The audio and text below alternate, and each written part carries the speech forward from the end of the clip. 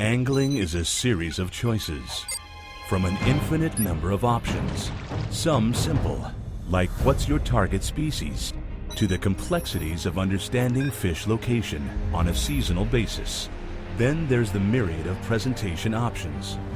It's as mental of a game as physical. Each challenge is different, but the basic process remains the same. For angling is like solving a living, breathing puzzle. And to see the big picture, you need the fishing edge.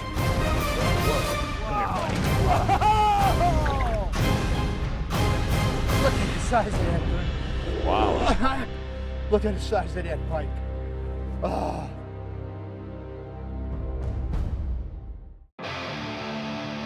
Okay, I'm ready.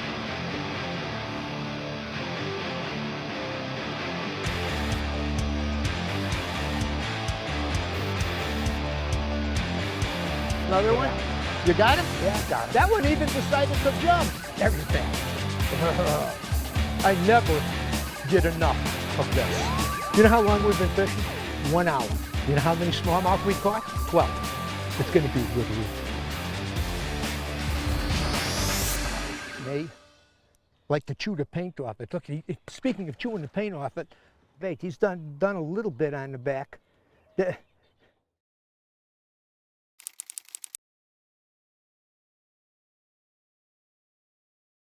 Really, really excited. You know, if you live up north, where you get hard water, where the lakes actually freeze over, when spring comes and the ice goes off the lake and you love to fish, you get really, really excited. In our office, everybody loves to go smallmouth fishing shortly after ice out. They've been fishing the rivers already, catching bunches of walleyes. But the idea of an early season smallmouth bite, well, that turns on everybody that I work with. In fact, my nephew Jimmy, he's fishing one of the biggest smallmouth tournaments in North America right now. He's actually pre-fishing. That's the Sturgeon Bay Open in Door County, Wisconsin. Big giant bass. He had a 615 the other day. There was a 2 over 7, I guess, weighed in. Those are big smallmouth. Where Ron and I are, my brother Ron and I are going to fish a bunch of the lakes that we're at. We're west side of Minnesota in an area that has a bunch of small natural lakes. Now, big fish here is going to be 5.5. And this time of the year, we'll probably poke a few. But here's the deal. The ice went off 4 days ago, Thursday. It's 3:15 Monday afternoon. I have no idea what to expect. I'm guessing the water's going to be kind of cold, but that's the drill. Been out for 4 days. We might be pushing it a little bit. Brother Ron is sitting over there making snowballs. He's making snowballs, maybe snowmen, I don't know. Before we get going on this spring fling smallmouth mission, I just want to go on record saying that this had to be one of the weirdest springs I can remember ever. It is one for the record books. Al came back from his winter vacation early. He wanted to get a jump start on filming. He was really, really surprised. It's the middle of April, and we're dealing with this. I left 95 degrees water temperature at Lake Havasu. 95 degree air temperature at Lake Havasu. Smallmouth were just coming off the beds. Largemouth were just going on the beds. I had a topwater bite that wouldn't quit. The big red ears were coming back in. I'm in shorts every day, 95 degrees, no wind, loving it. And I come back to this. I came back from Florida the 1st of May and drove into a snowstorm. Generally speaking, the ice goes out in the North Country by my home in central Minnesota around April 15th. This year, the ice did not go out until May 15th. There was still ice on many of the lakes for the Minnesota walleye opener. In my lifetime, that was a first. What does that do to the fish? Well, it shortens up their spawning cycle. Many fish will come in, do their deal, and get out ASAP. Some fish will not spawn at all and just absorb their eggs. This is the balance of nature and part of the constantly shifting puzzle we call fishing. We, as fishermen, have to roll with the punches. I wasn't getting nothing on the baits. I threw one right out the back of the boat, flipped it right out. It feels like a pretty good fish. I'm not used to fishing this light line. It looks like a gooder one. I'm gonna net your. Yeah, you better net this, Al, because I'm used to 30-pound leaders in Florida. Just take it real easy. It's a big brown bass. Just take them easy. You're not going nowhere. You don't need the flipping mode. You don't need to flip. I'm a flipper, though. There we go. Get 'em. Threw out, and a second later, he was on. A second later. For years, they've quietly taken you where the fish are. But now the silence is about to break. With the incredible new iPilot Link, your Minn Kota and Humminbird can communicate with each other. So you can hold on a spot like an electronic anchor. Record and return to waypoints and paths. Follow any Lake Master depth contour and more. All automatically and all from your Humminbird or the Link remote. They talk and you'll be speechless. And there she is. My first Mercury. 154 stroke, the lightweight heavyweight. And she comes with all this. Say hi to Wendy from customer support. She's always there to help. Jerry from product testing. He dishes out the torture. They can take it. Good. And Tim from design. He never misses a detail. Obsessed with quality. Bobby, prop engineer. He turns horsepower into performance. This is George. It's good to have Mercury behind you. Meet the rest of the team at mercurymarine.com. You're going to need a bigger boat. In fishing, nothing beats the confidence and enjoyment that comes with using the best equipment. There's a reason why generations of professional anglers, guides, and camp operators make Lund their boat of choice. They stand up to the elements and the repeated use that hardcore anglers put them through, season after season. They're guide-tested, wilderness-proven. Isn't it time for you to experience the Lund difference?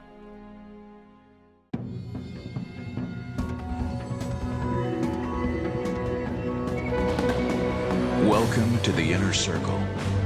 Rotating coverage up to 300 feet gives you a detailed 360-degree view of structure, contour changes, and fish. So you can see them before they see you. Introducing 360 imaging, only from Humminbird. Closed captioning provided by Fraybill. Got him. Got another one? Yeah. You got him? Yeah, I got him. All right. I might have to go vertical. Amazing tool, that talon. Oh, Just amazing when you get on these Yeah. flats like this time of the year. You know, these smallmouth are moving in big pods, big giant pods. You get it in an area, you talon down, you fan cast around it, give it 10 minutes. There, and you catch 3, 4, 5 fish. I mean, we've been out here a little over a half hour and we had 3 bites, 2 on here. I had that one on a scatter wrap. I'm still throwing a little bit of an aggressive bait. I'm between the scatter wrap and the ever-productive X-wrap. And we'll play through a few more baits. That's the area we're in here. We're gonna fish here for the next, 3.5 days. We're gonna fish here for 4 hours today. Then we're gonna jump around and fish a bunch of lakes here. Bucktail and everything like that. I'll fish at least one lake a day for the next 3 days. And this kind of tells you a little bit about the pulse of the fish. The water's really, really dirty. Like I said earlier, the ice just went off. Oh, there's one. There's one. On the ever-famous X-wrap, naturally. Finding smallmouth in the early season can be quite easy. Sometimes you have to go back a few steps to get a better idea of where you're headed. During the winter on natural lakes, many smallmouth will winter near a basin area in 15 to 30 foot of water with rocks on it. When the ice goes out and the water starts to warm up even slightly, these fish can move up quickly. You see these giant food shelves adjacent to their wintering area? These are prime locations to start your search. There can be giant schools of fish roving these flats in search of easy meals. That's where we come in, serving up exactly what they want. Might as well, Ron, we don't let the fish go like that. You get one like that, give me a talon down here. That one hit right by the boat. Talon down. Doesn't that sound good?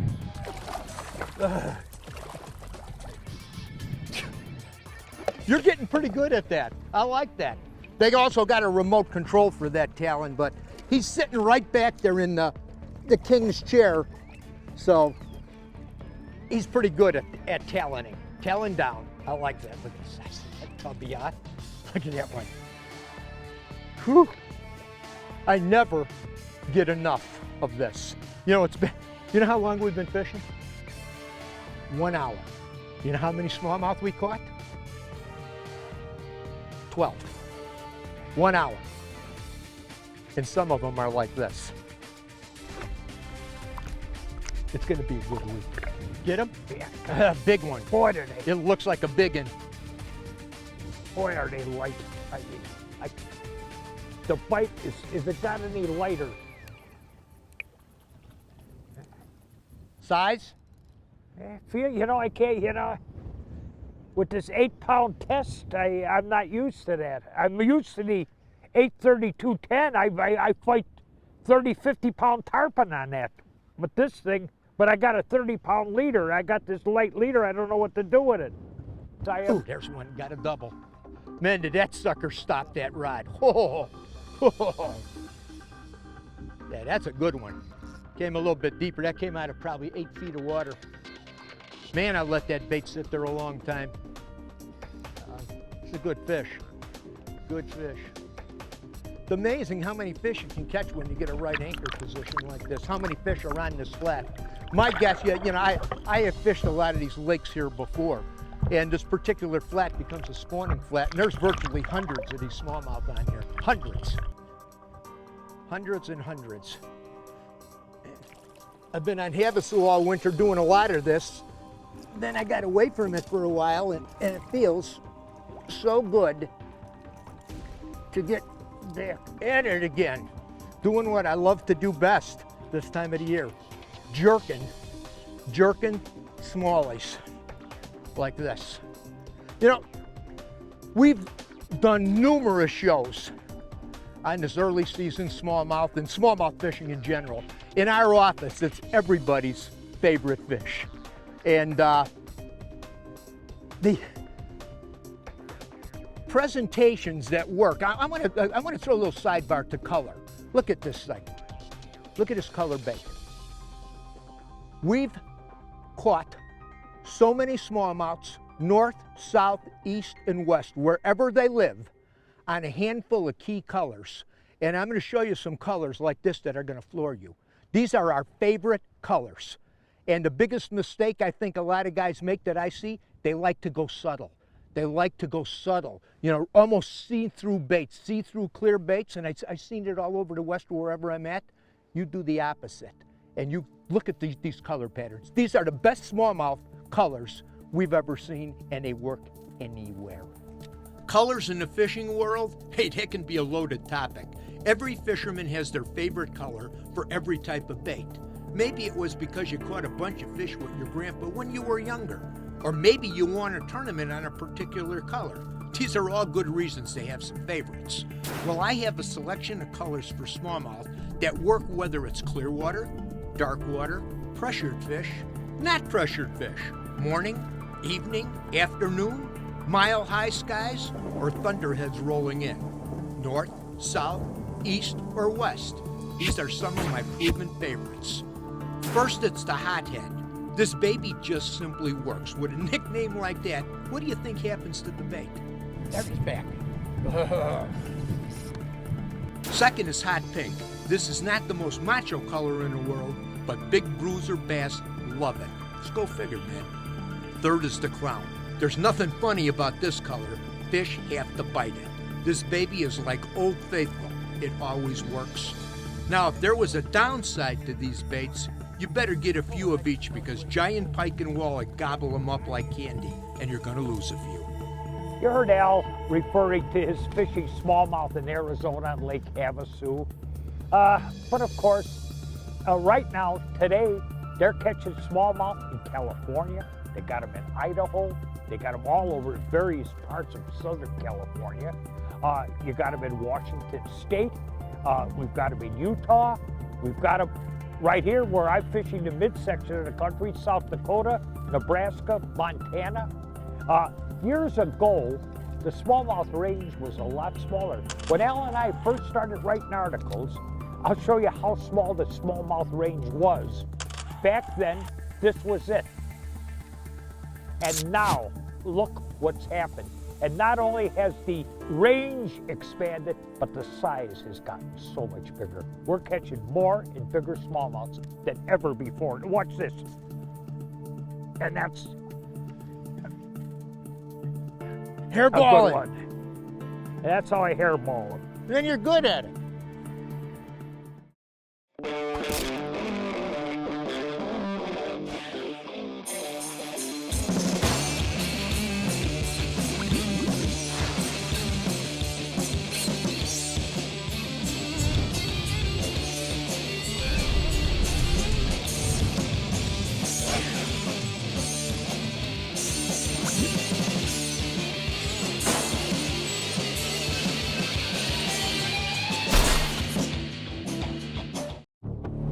Why take chances with your engines? Protect them from neglect, wear, and tear the easy way with Seafoam Motor Treatment.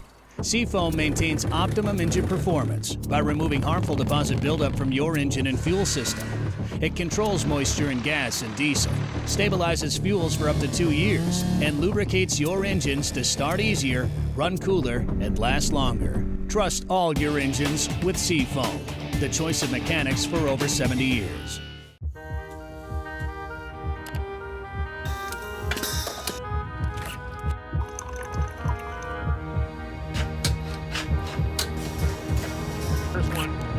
Big one.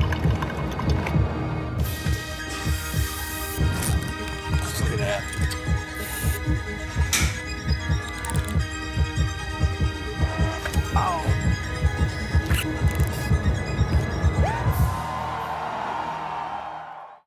Suffolk's 832 is constructed with 7 strands of Dyneema and a single strand of Gore Performance Fiber. It's the roundest, longest casting line in the world. It offers superior abrasion resistance so you can fish it anywhere. It's the strongest, most sensitive, and durable small diameter braid ever to hit the water. Nice fish, Brett. Thanks. Suffolk's 832. Always use the best line. The Edge is presented by these and other fine sponsors. Talon up. We only caught 2 off of that spot, but they were good ones, and missed one.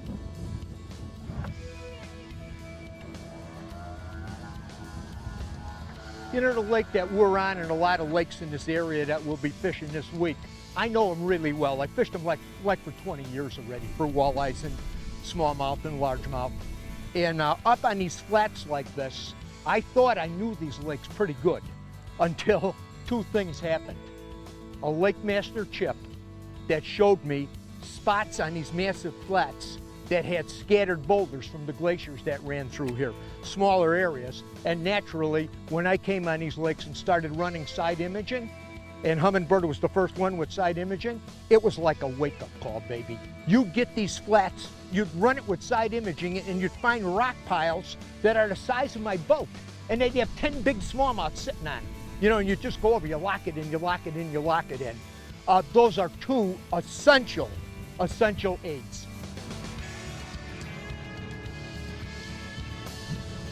Ooh, Ron, snuck one off in the back of the boat on you. Yeah, you did. It feels very brownish, short head, pickling. Oh, little guy. Little guy, but at least you talon down, you get a bite, you talon down, and that's what you do. That's how you do it. That's how you do it. Now this one, he's got hooks everywhere in his mouth. He hooked up on the front, which has been rare for me. Almost everything I've been getting today been on the back, you know, the back hook on this thing. You know, I'll talk a little bit about rod and reel. Almost inevitably, a lot of us that fish up north on these clearwater smallmouth lakes throw jerk baits with spinning rods. You get down south and it's really rare. You don't see it happen too much. But I love it. I love throwing it on a spinning rod. I can cast so far, I can make the bait work better. I'm convinced I can fish these jerk baits better with open face spinning than with a bait casting rod. For me, it works really well, really well. This is a Quantum Smoke 7-foot medium action rod. a size 25 reel. It's spooled up with 10-pound Suffix 832, and I've got an 8-pound Suffix 100% fluorocarbon leader on it. And that's what we fish almost all the time when we're jerking. I'd like to flip Fat little tubby. Yeah, but I mean, he was just, oh, look at how fat that little sucker is. He is a pork. Really? You're seriously just gonna leave me in here? Yeah, I'm fishing deep today, Ike. Are you kidding me? These are perfect conditions for pulling big bass out of heavy cover. Yeah? Heck yeah! Try one of these weedless wacky jigs. All right, yeah. It has an offset hook and stainless steel weed guard. Whoa! Oh. Sorry, Ike. Flip it in there, and it's wacky action. We'll have you pulling out one fat bass after another. Please! I can't say anything.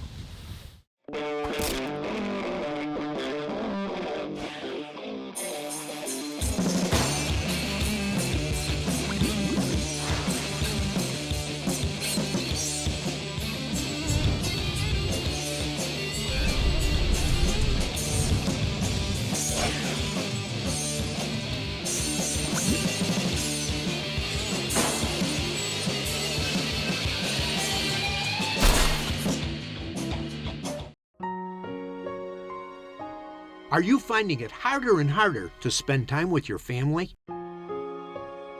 All you need is the right place to reconnect.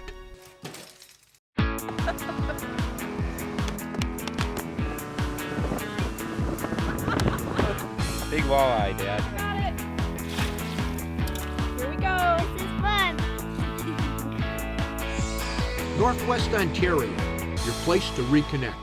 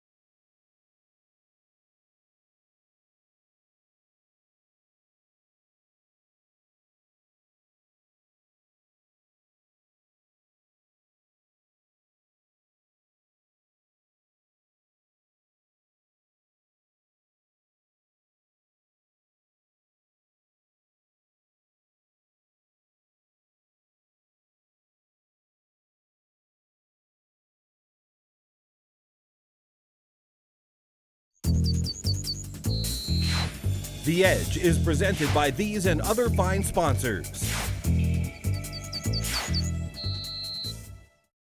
And the way I'm fishing right now in this real cold water, this X-Wrap can get really erratic if you really get to work in the bait. And you can overwork it in this cold water. The way I've been fishing this thing, I started to work a little bit faster. I've been playing with the presentations. I'll pop it down, get it down a little bit. I'm actually pulling the bait with the rod and stopping.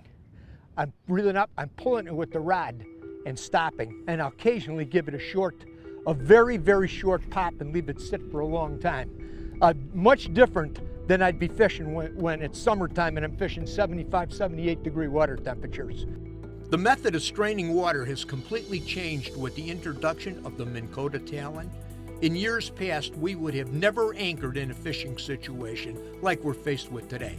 It would have been easier to just stay on the troll, fight the wind, and keep on circling around. The Talon offers us the flexibility to stop on a dime in any condition. Got a knot in your spool? Drop the Talon. Want a sandwich? Drop the Talon. Need to change lures? Drop the Talon.